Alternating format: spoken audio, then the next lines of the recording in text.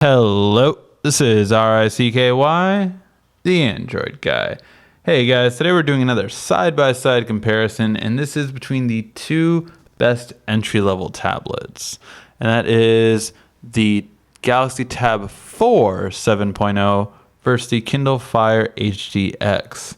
Now, these are going to be, the 200 price point tablets that most people will really consider based on their popularity. Now, of course, there is a Nexus, and we will get to that on our next comparison, but for right now, these two are for the everyday casual user that wants just a simple and easy to use tablet.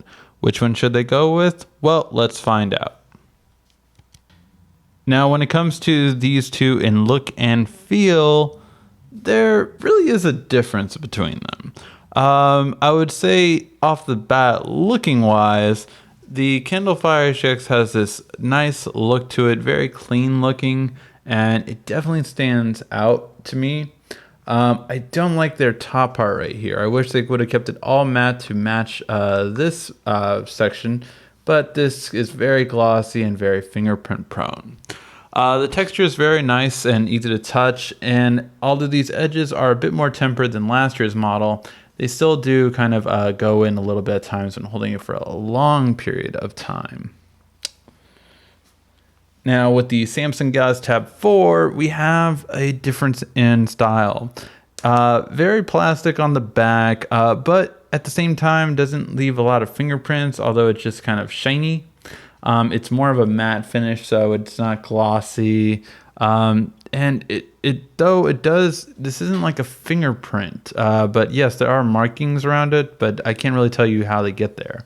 On the front, very clean looking and very simple and easy designed, and more easily able to hold in one hand, I would say, for just the curve appeal on the side, as well as just the way it's easily narrower comparing to the Kindle. For look and feel, I really will have to give it a tie simply because I feel that the better look in many ways is the Kindle, and I would say the better feel for holding for a long period of time is the Samsung. So I will leave it up to you to see which one's more important. Now, when it comes to web browsing, the first thing we always take a look at is the display. So both of these are 7-inch screens. However, the Kindle Fire HDX comes in at a 920 by 1200 pixels at a 1080p screen for a 323 pixels per inch, where the Galaxy Tab 4 comes in at 1280 by 800, giving it a 720p display with 216 pixels per inch. Now let's see how both respective web browsers move.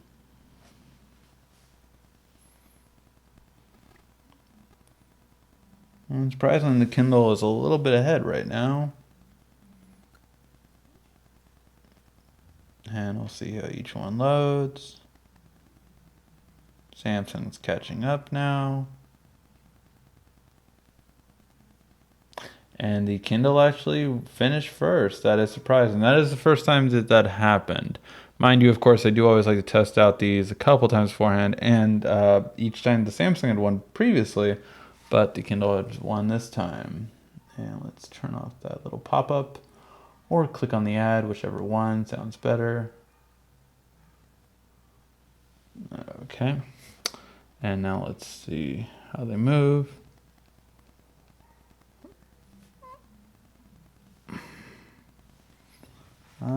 In terms of moving up and down, I want to say the Kindle Fire HDX is a little bit better. Now let's see, pinch to zoom.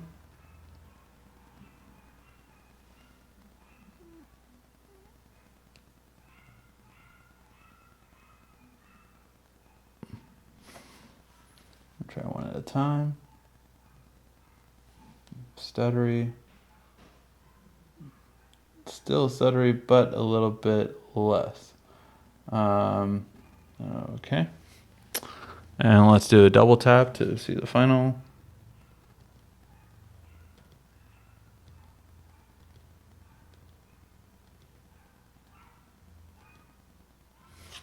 So in double tap, I would have to say the Samsung is better. Overall, though, I would actually say because of just the fluidity and movement and the pinch to zoom, that I give a slight edge to the Kindle Fire HDX actually. Both are close, but I overall felt that the Kindle Fire moved a little bit better. But see, it's just so inconsistent compared to the Samsung, always giving you the same consistency, whether it's bad or for better for worse. It's going to be about the same. So overall, actually, we'll give this a tie because, as we saw, the Kindle can be very inconsistent right away. Now, when it comes to music playback, we always take a look at where the speakers are placed. On the Kindle Fire HDX, we have them on the rear side. However, they are nice and spaced out between the two, giving a nice stereo sound. On the Samsung, we have the speaker at the rear, coming out one side, and it's mono. So, between these two, we'll see which one is a better one. And we will start off by having the Kindle Fire, then the Samsung, then back and forth. All right, let's try it.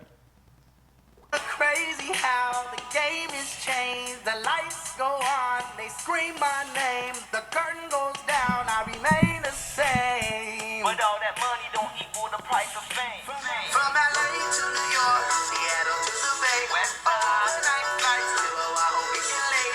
Y'all down to Vegas, they know where we stay. Last show in Canada, headed down to the state. I went with a dream, had my head in the clouds. Now I'm sleeping first class, got a bed in the clouds. Hit my pops to pick me up, and he said he was proud. King shit with a beanie on instead of a crown. Yeah, counting on my blessings. Shout out to the Most High. Started from the bottom, now I'm sitting at the. Now, in this controlled setting, it might seem a little bit closer simply because the backdrop obviously curves the sound back. But in all honesty, the Kindle Fire HDX just really sounds so much better when holding it in your hands and listening to music. So for music playback, you're definitely going to want to go with the Kindle Fire HDX. Now, when it comes to watching videos, both again have a 7-inch screen. Both have almost the exact same aspect ratio, so it really comes down to clarity and color. So let's see which one does a better job at those. Water is everywhere, like in our sinks, in our hands, on our tables,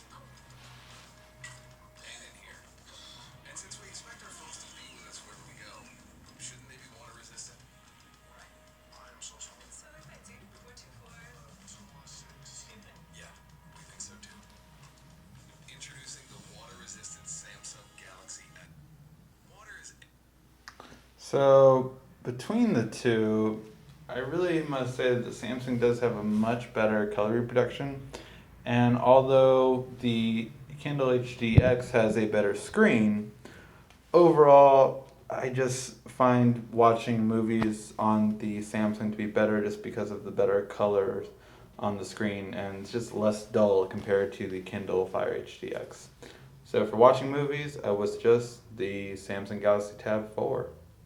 Now, when it comes to the camera quality on these two, the Samsung has a clear advantage.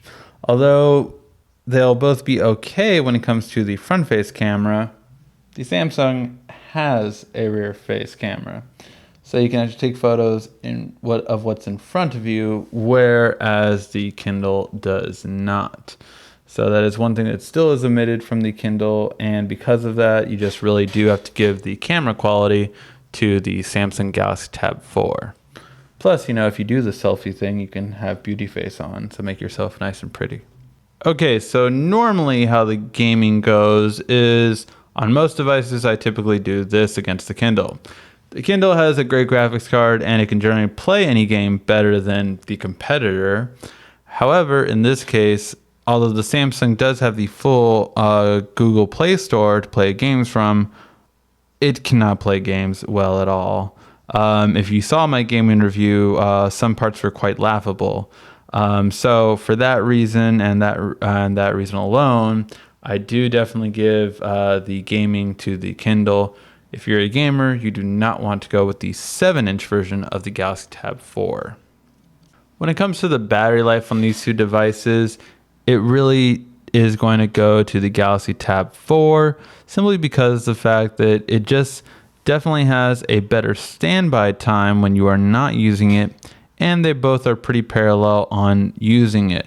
So for that reason, I do have to give it to the Samsung. Not only does it drain pretty much the same comparing to the Kindle, but if you're not using the tablet, the Samsung will continue to conserve the battery, whereas the Kindle might be dead the next time you pick it up. So for that reason, the Samsung is going to win battery life. Both tablets, mind you, will easily last over the 7-hour mark.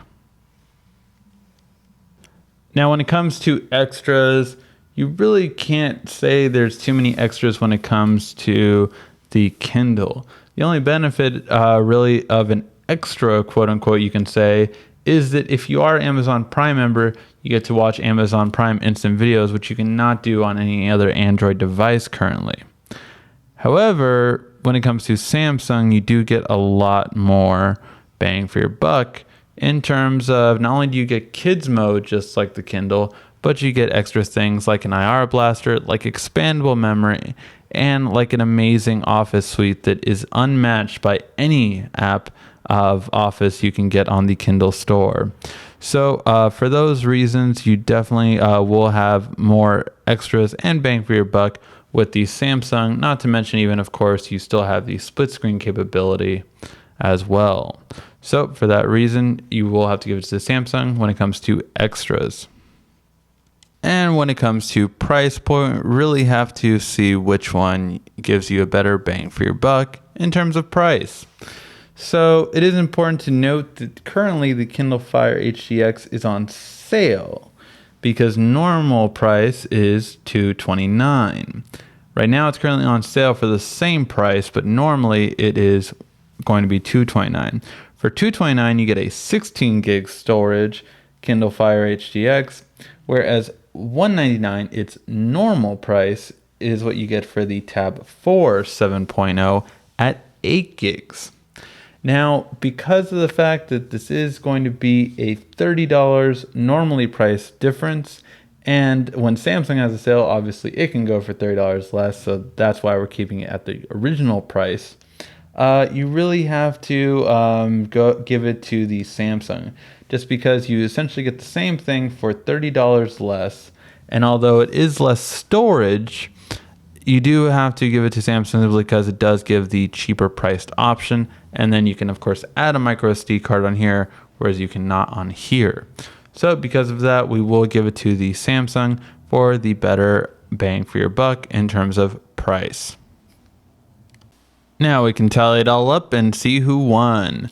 When it comes to look and feel, it is going to be a draw. That's right. Overall, I would say the Tab 4 feels better. But overall, the look just seems to be better on the Kindle Fire HDX. It is really your choice. When it comes to web browsing, both are going to be equal simply for the fact that although the Kindle Fire HDX did win in our comparison, we quickly saw that it was very inconsistent, which is the main problem with the Silk browser. So for that reason, the Kindle Fire HDX cannot win and it will be called a draw. When it comes to music playback, it definitely goes to the Kindle Fire HDX. Just going to be better for music playback comparing to the Galaxy Tab 4. However, when it comes to both watching movies and taking photos, you have to give it to the Tab 4. Just taking better photos because it has the ability to take rear shots. And when it comes to movies, you can definitely see just its better color and overall more enjoyable. When it comes to gaming, you can only get the Kindle Fire HDX between these two. The Tab 4 7-inch is definitely not made for gaming, so it shouldn't be considered against it. Battery life will go to the Tab 4 7-inch just again because of the fact that you do get a better battery life, especially on standby. And when it comes to extras and price point, the Galaxy Tab 4 again has a beat, giving you things like more storage, an SD card, an IR blaster, Office, split screen, and a lot more For these reasons, it's just more bang for your buck, and at $199 normal price, it does give you the best bang for your buck. So when we tally them all up, you can easily see that the Tab 4 7.0 from Samsung is the winner. That's right, it is going to be the better of the two overall. Now, if you did want to listen to more music and have a better gaming experience, you are better off going with the Kindle HDX. But if not, I suggest you get the Galaxy Tab 4 7.0. Hopefully you found this video helpful. If you did, please give a like, thumbs up down below. Thank you for watching. This has been RICKY, the Android Guy.